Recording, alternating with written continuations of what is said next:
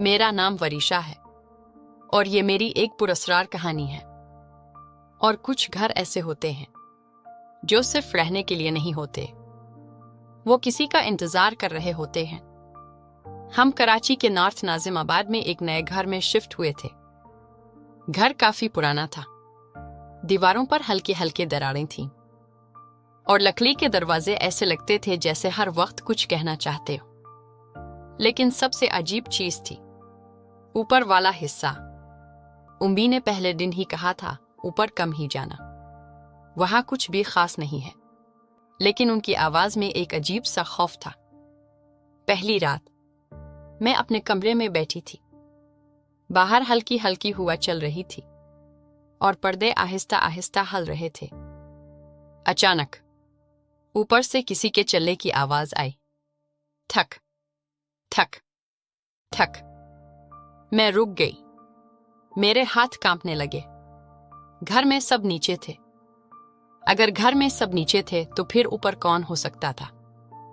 मैंने खुद को समझाया शायद लकड़ी की आवाज हो, लेकिन फिर वही आवाज दोबारा आई, इस बार ज्यादा वाज़े, जैसे कोई आहिस्ता आहिस्ता चल रहा हो और फिर रुक गया हो। इस रात मैं सो नहीं सकी और मुझे पहली बार लगा ये घर आम नहीं है। अगली रात मैंने फैसला किया कि मैं सच जान कर रहूंगी। मैं आहिस्ता आहिस्ता सीढ़ियां चढ़ने लगी। हर कदम के साथ दिल की धड़कन तेज हो रही थी। ऊपर पहुंचकर मैं रुक गई। फिजा अजीब हद तक ठंडी थी, जैसे कोई एसी चल रहा हो, लेकिन वहां कुछ भी नहीं था। अचानक मुझे लगा जैसे कोई सीढ़ियों के आखिरी सिरे पर खड़ा है। मैंने आंखें तेज की, लेकिन वहां कुछ भी नहीं था। मैंने एक कदम आगे बढ़ाया और तभी मेरे कान के करीब किसी ने आहिस्ता से कहा, वापस चली जाओ। मैं चीख पड़ी और दौड़ती हुई नीचे आ गई। उम्मी ने पूछा, क्या हुआ?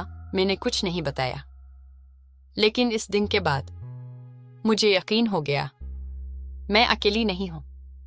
कुछ दिन बीत गए और फिर एक शाम मैंने इस पुराने स्टोर रूम का दरवाजा खोला। वहां एक पुराना लकड़ी का संदूक रखा था। मैंने बड़े तजस्सुस के साथ इसे खोला और संदूक के अंदर बहुत सी पुरानी तस्वीरें थीं।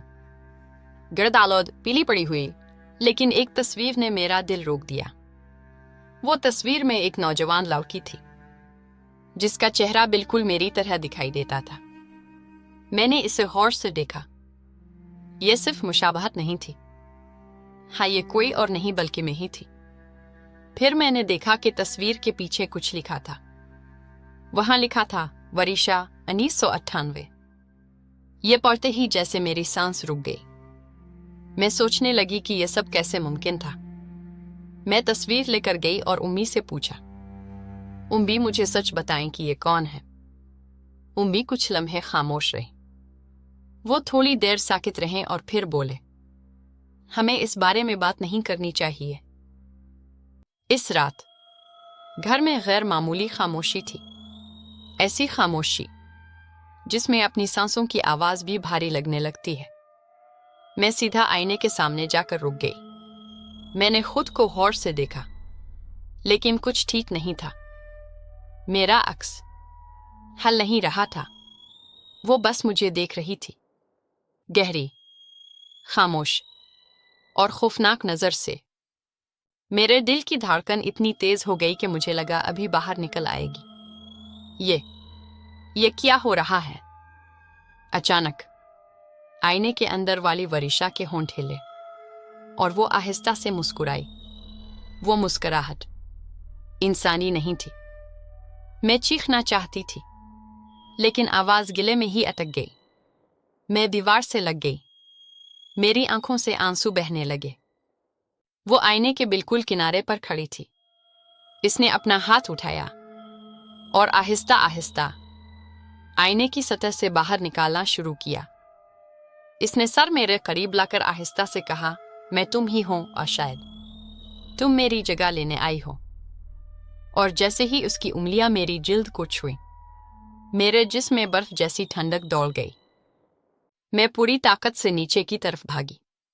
मेरा दिल धड़क रहा था और दिमाग में सिर्फ एक सवाल था, वो क्या था?